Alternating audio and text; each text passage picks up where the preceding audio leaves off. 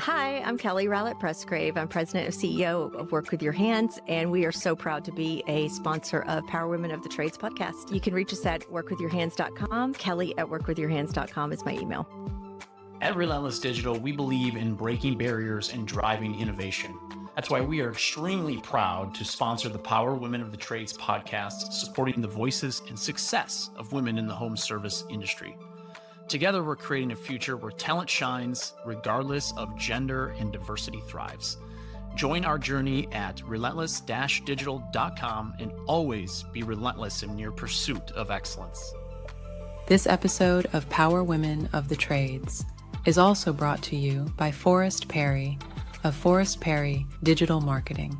Want to generate more leads for your service business? Trust his team to deliver quality new customer leads and protect your brand online. Check out perrymarketing.com today. Hello everyone. We want to give a quick shout out to our amazing partner, Rilla, the game changer in the home service industry. Rilla's virtual ride-along software means no more physical ride-alongs. With Rilla, you can coach your team virtually 100 times faster and boost your close sale rates like never before. Don't miss out. Join the movement today and watch your sales soar. Visit rilla.com/PWT to learn more. Welcome to Power Women of the Trades podcast. This show is all about breaking barriers and changing the game. Our guests will feature some of today's most successful female entrepreneurs and other advocates of our industry as well. Because if there's one thing we know for sure, female-led entrepreneurship drives change on multiple levels. We want to empower women in the trade industry like you so you can maximize your potential, stay balanced, achieve long-term success, and claim ownership over your life. Let's get started.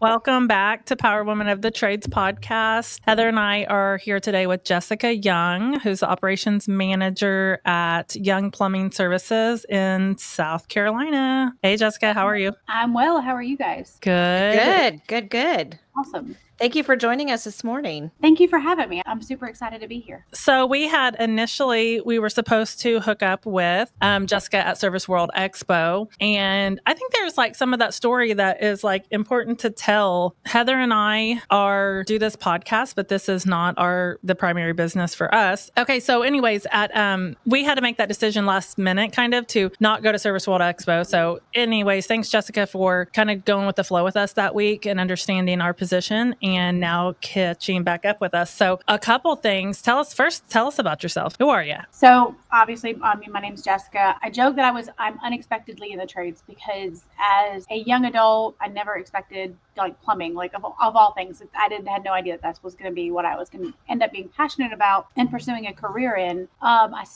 got married a week after I graduated college. And I had a degree in English, and that was kind of my plan originally, was to go on to get my PhD and teach at the collegiate level.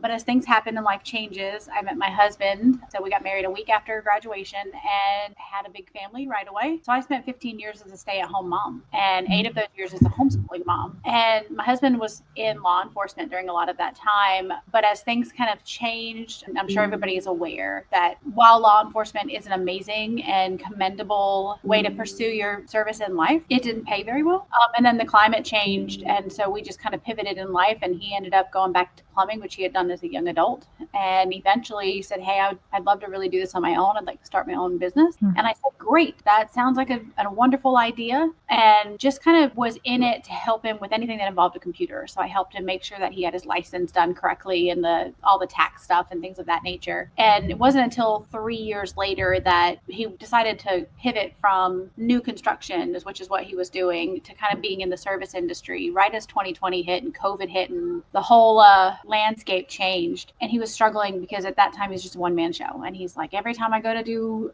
something on a job, the phone rings. And I'm like, I can answer the phone. How hard can it be, right? Like, how difficult can it be to answer the phone? Little did I know. But that's kind of where it started, is I was like, I'll answer the phone for you. And then that kind of snowballed.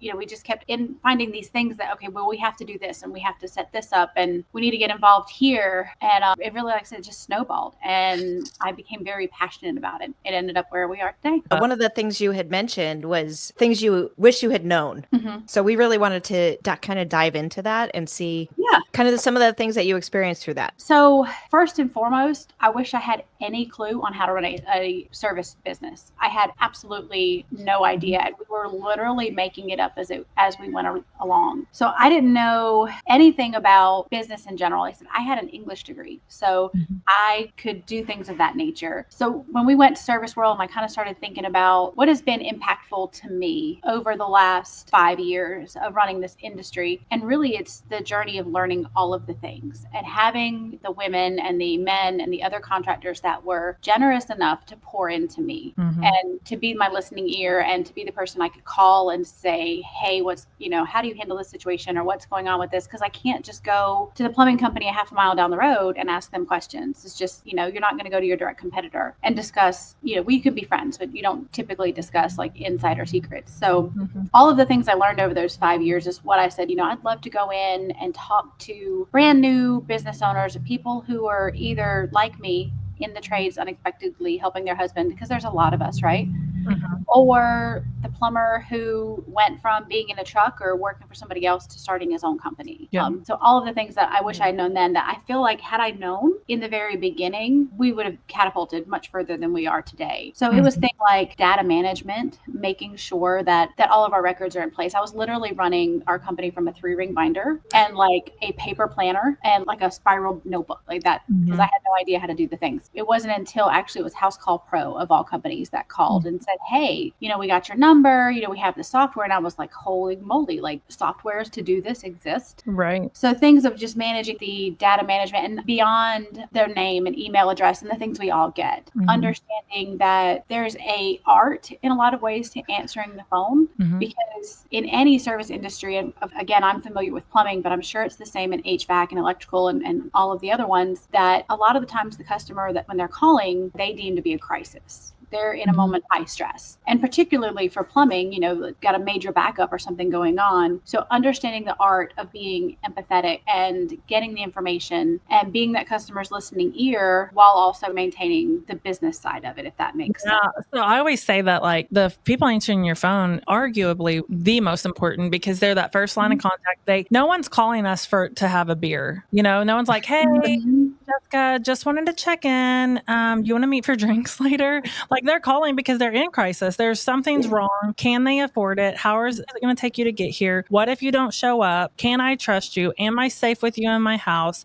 How much are you going to charge me? Will I be able to afford it? Oh, most Americans don't even have $1,000 in their savings account. Like there are a lot of things going through their mind at that time. And if you don't have someone that's empathetic answering your phone and that can help them navigate that and build the trust and the rapport, you're dropping calls. And that leads into a whole different thing, because when you start talking about like pay-per-click, when people, they put so much pressure on their pay-per-click companies of like, you're not getting me good enough calls. And typically it's actually, they're getting you great calls. You just suck at talking to the customer. Exactly. And it's so difficult because it is. So I told the story at Service World that literally when I first started answering the phones, I just answered like young plumbing. That's all I said. And we talked a lot about setting yourself apart from that very first contact, and kind of went around the room and said, hey, would you be willing to tell me just how you answer the phones? And out of 7 or 8 people, all but 2 said the exact same thing. Like, thank you for calling Jessica, or Young Plumbing, this is Jessica, how can I help you? It was always some version of like, thank you for calling, company name. This is Jessica, how can I help you? It was all of that. And we talked about literally, like you said, that's the first line. So why not set yourself apart from the first like 5 seconds?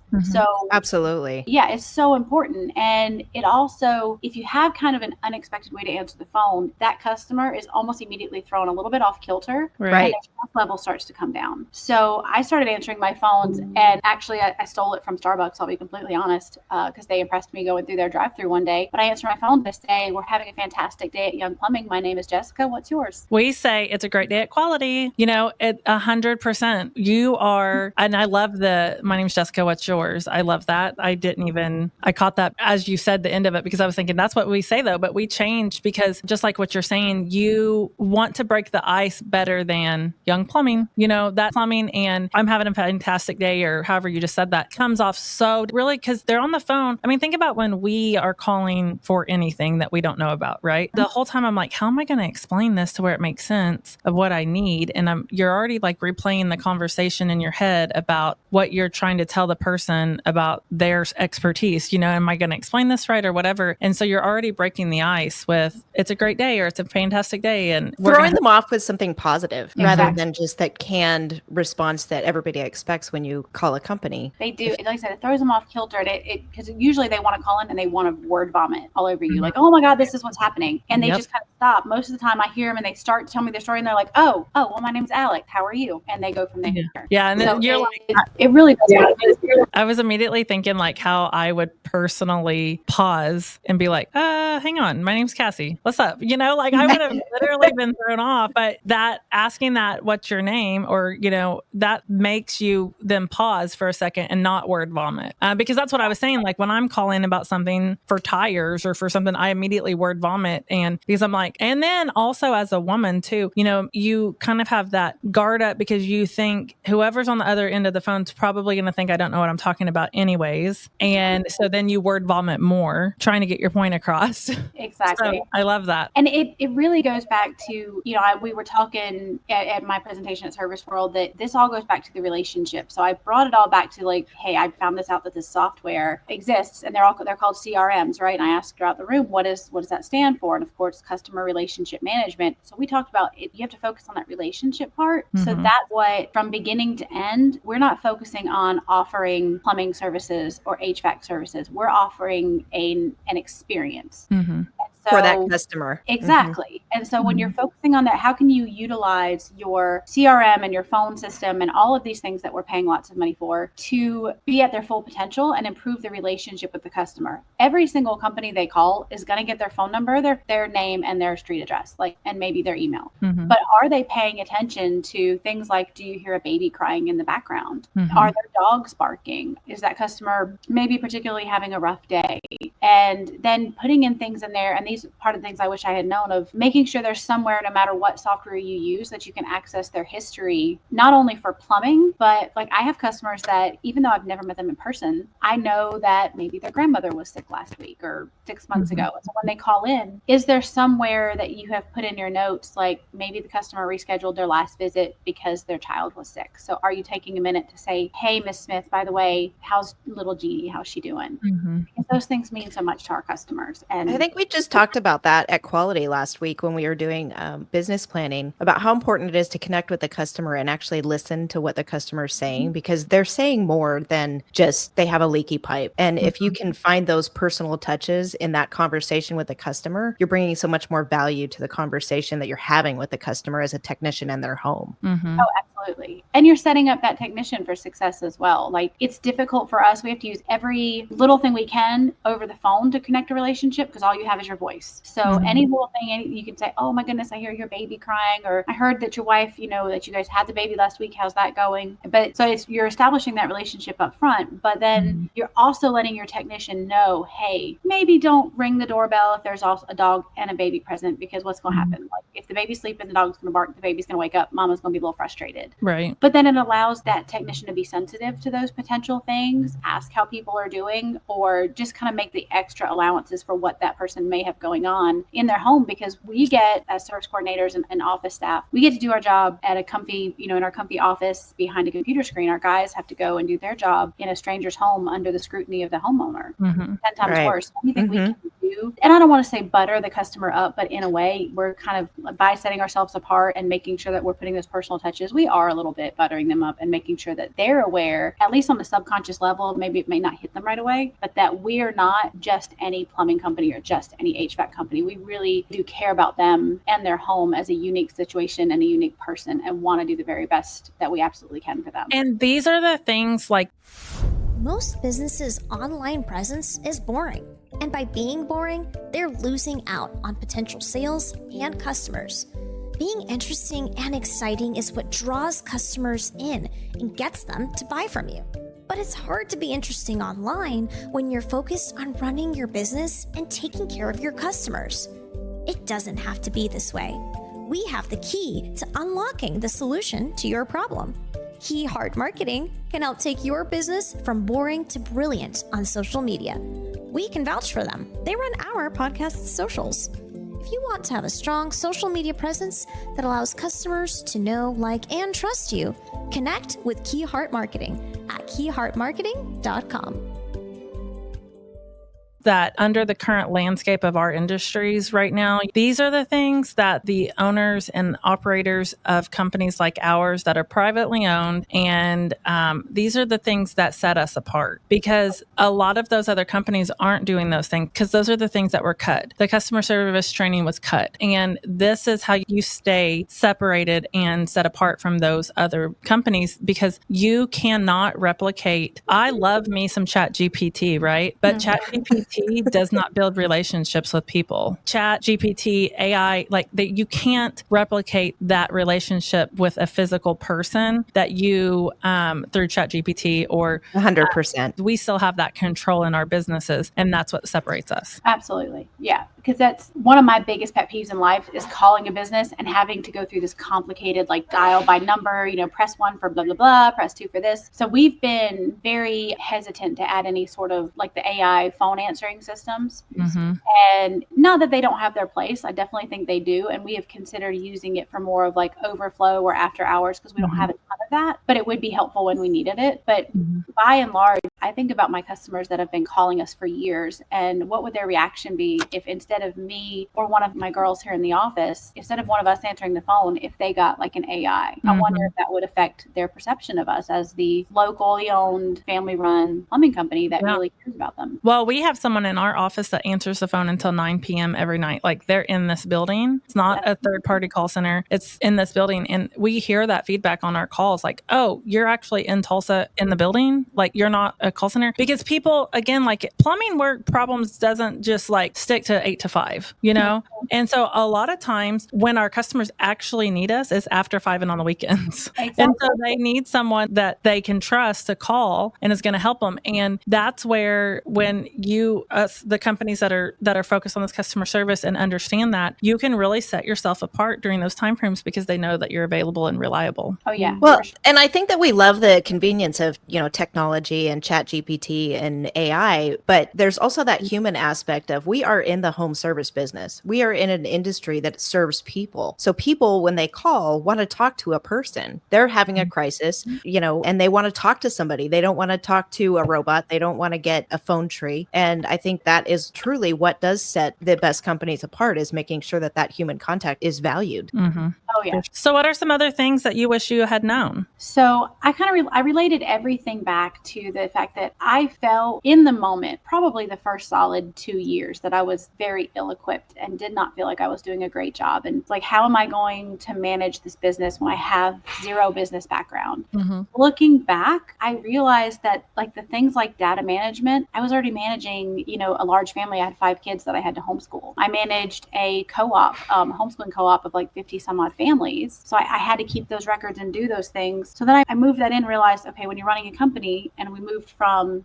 I'm no longer just dealing with my husband, but we started to hire people. We've grown and we have other employees. So things like human resources, it's an awkward subject when you're first starting out, because like us, one of our first full-time employees was family. Mm-hmm. And I didn't know at the time. All I did was have these people fill out the tax stuff, like the W-2 and the I-9 that you have to do, because the federal law and the state law says we have to do this. I wasn't doing things. I didn't know about terms of employment and a handbook. Yeah, right. I didn't have one now. I didn't have one then.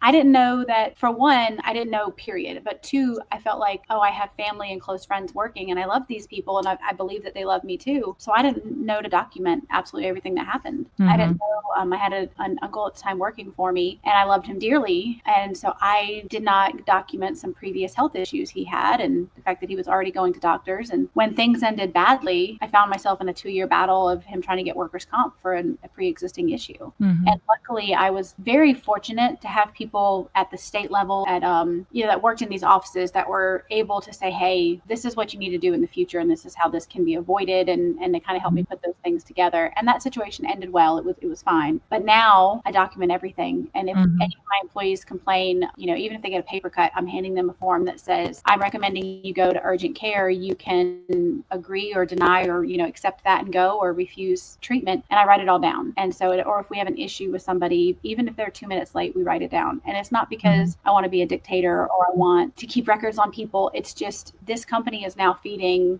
10 families, so I need to protect that company at all costs. So we do. So I didn't know in the beginning to document everything. So now I'm huge on documentation. I always say that my employees, they don't care how much we know until they know how much we care, and that's true for our employees. It's true for my children. It's true for our customers. So every interaction we have with a customer is written down. We document anything that our guys do, good or bad. So we have a KPI scoreboard that's a big whiteboard out there that tracks all of their numbers and all their accomplishments. We do games, but everything is documented and written down. And so that was an interesting topic, really, because there was a lot of people that came to me after and were like, well, hey, how do you do this? Can you send me your form that you use when somebody does get hurt at the job and does not want to go to the doctor? So things of that. One thing that I would add in here is the shrm.com. You can join that for, I was going to say free, but it's not free. It's pretty cheap, but it's HR resources. But there are a ton of resources on there by state. You can build a handbook on there. You can create policies on there. And so if that's something that you don't have resources through, check out shrm.com and join that. And there have been, even now today, as Nexstar members, we have a lot of resources. We use Paylocity, and there are a lot of resources through Paylocity. But every once in a while, I'll go skirting through the SHRM, SHRM, I don't know what that stands for. I'll go through there to look for policies and things to add on to, or different benefits for the company. You can find like benefit trends, like that's a thing, and so that's a good resource. But you're right, you've got to document, and especially as you grow and you scale, if you don't document, then it will just become a really unorganized, chaotic circus. Oh yeah. And then there's another resource for anybody that is,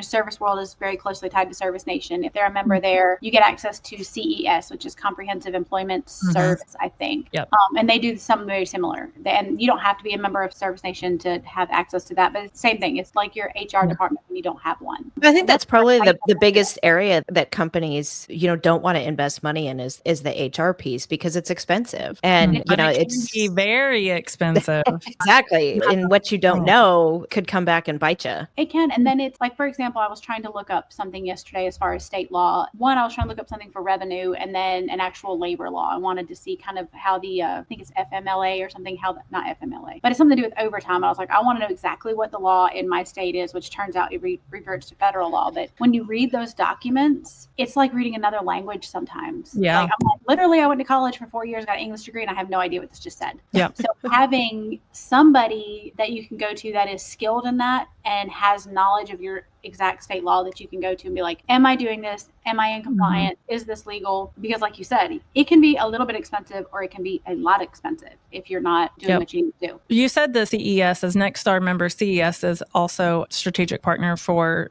Nexstar. But if you're on social media, you're probably all familiar with the HR guy, Ian Skatanis. Oh, Ian Skatanis. That is never how I have said that in my life.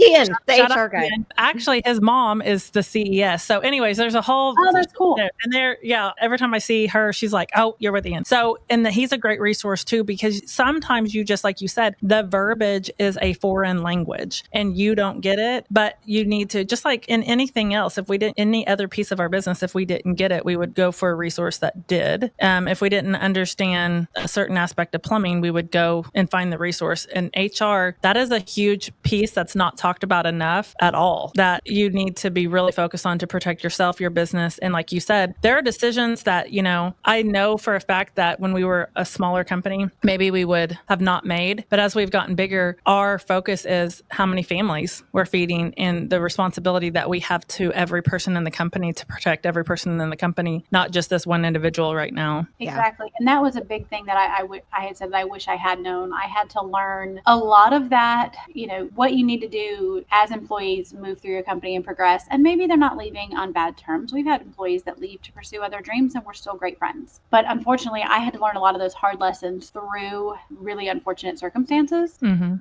a lot of that could have been avoided had I had that knowledge prior. And I feel like things like Nexstar and like Service Nation, and honestly, even just like Facebook and TikTok, because I'm friends with so many other contractors through social media, that I could message you, Cassie, and be like, hey, we have this issue. Like, how would you handle this as another business owner? And that is so important to have. And that's kind of what I wanted to go into, just was giving back. Is like, hey, let me give back to you all the stuff that would have helped me out so much had I known like 5 years ago. So beyond just relationship management and documentation and all of that stuff. But then we talked a lot about just managing service calls as we go. Because when we first started, I was just getting the bare bones information and sending my crew out and being like, okay, go figure it out. But now we have a whole process of, this is how we answer the phone, and this is what we tell the customer, and this is what they're going to expect, and this is how the technician is going to be set up for success. Things like, calling in before and after every appointment, briefing and debriefing, and just kind of that start to finish experience that is almost like a journey for us with the customer every single time that we get to take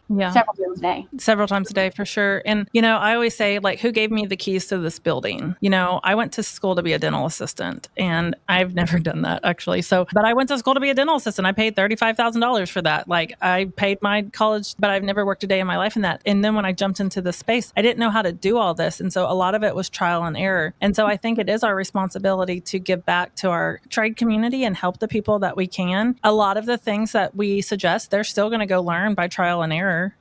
There are probably a lot of people that are of all different sizes that are going to be like, I don't need that HR stuff or whatever. But like, you have to protect yourself. But it's not just protecting yourself. You have to protect the people who work with you or working for you. It is your obligation to protect them. And your brand. I mean, you're protecting your brand. And I think that having that debrief before and after a call is also really important, because everything is still fresh in that technician's mind. And customers will often forget some of the things that we tell them in their home. And then there's customer misconceptions that when you're documenting that, even, outside of the HR piece within a company, documenting what's happened with that customer is important too, to protect the viability of the business. Yeah.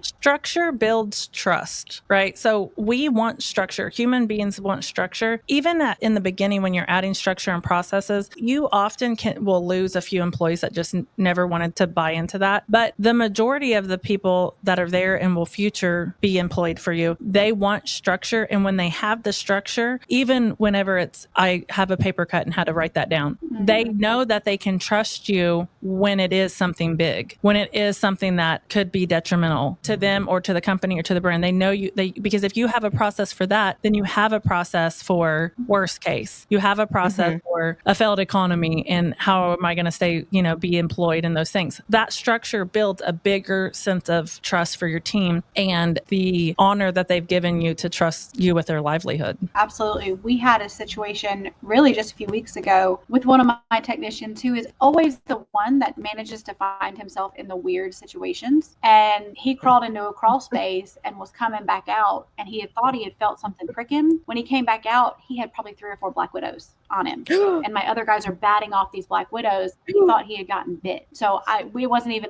a thought. It was go immediately. He was really close to an urgent care near him. And I was like, I don't care. Just go. I'll meet you there. And it turned out literally it was something ridiculous. He got pricked by a thorn, but because he felt that prick and we had black widows in the area, he went. And I mean, there was never a question of, were we going to pay for it or were we going to take care of him? Absolutely, we were going to take care of him. And he knew it. Yeah. And he knew it, and he trusted you to do that. And that goes leaps and bounds, that builds longevity for your employee, that keeps, your retention down because they trust you. And that's just, trust is such a key word in all of that you can't fake trust. No, absolutely not. The one thing we have done well, we've made a lot of mistakes along the way and had to change things. But the one thing that we have done well from the very beginning that we're very proud of is we have an amazing company culture, and our crew really is family. And I know a lot of people say that, but I don't think it's as true as people say it. It really is. We hang out,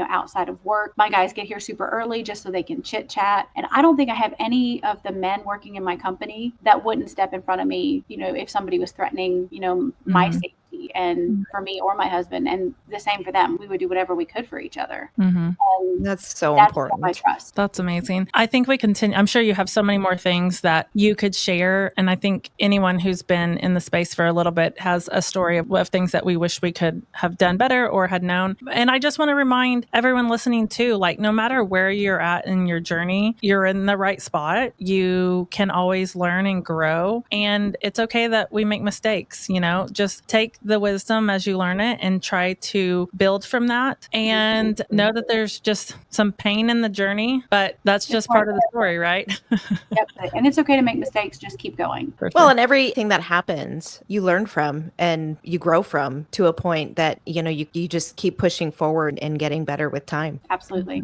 You always get better with time. So, well, Jessica, I really appreciate you jumping on with us today. I'm sure, like I said, we could share so many more things. I know you're on Facebook. Are you on LinkedIn? Yes, I'm on LinkedIn. I can share all that information with you. I'm on all of the things except for Twitter. I'm not on Twitter. But yeah, Facebook, LinkedIn, TikTok, Instagram, I'm on all that. And if there's anything I can do to help anybody, I'm more than willing to do so. Well, we'll make sure to share your contact information in the show notes.